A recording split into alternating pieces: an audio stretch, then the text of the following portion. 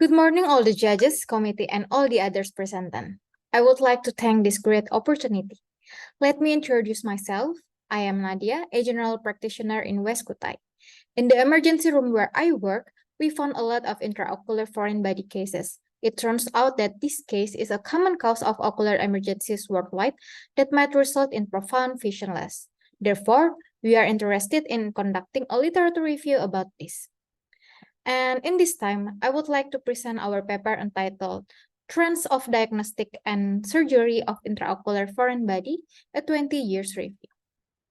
IOFB could found in any side of the eye, but 2/3 of these cases are found in posterior segment.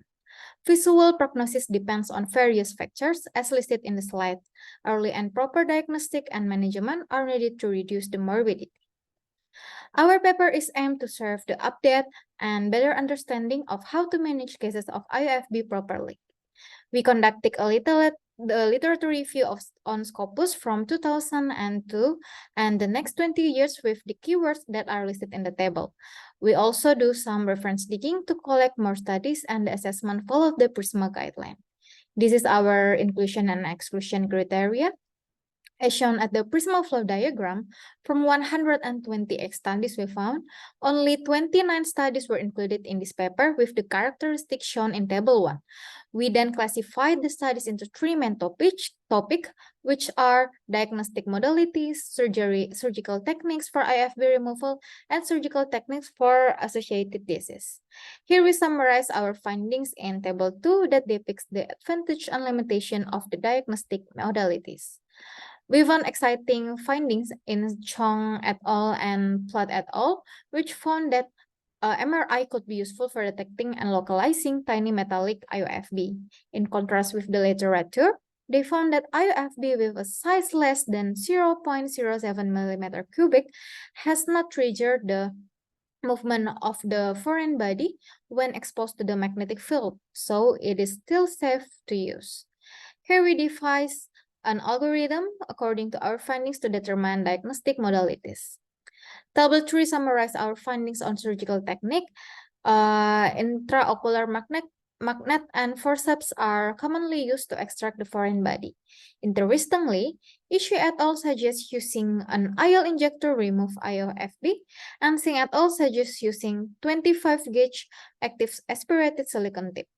These two inventions are beneficial because they are available in most operating rooms.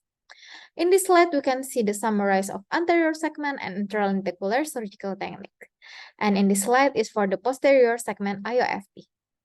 Standard 3 part 20 gauge PPV is the common use procedure. However, it comes with several limitations.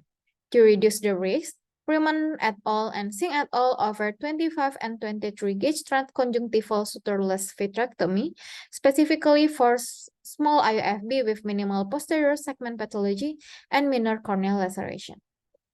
And to protect the macula in the event of fall of the IOFB in the process of extraction, Rechdak et al. Suggests using perfluorocarbon liquids.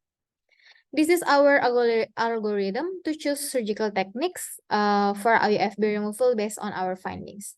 And this is for the extraction instrument. All abnormalities that arise related to IOFB must be treated. We summarize our recommendation based on our findings in Table 4. Contrary to previous findings, a study conducted by Collier et al. Showed that delayed removal of IOFB could prevent endophthalmitis if combined with topical and systemic antibiotic coverage for at least 7 to 10 days. However, in cases of fulminant uncontrollable endophthalmitis, Young et al. Suggests evisceration. Enucleation should be considered in severe ocular injury. We conclude that diagnostic and surgical removal of IOFB differs from cases to cases.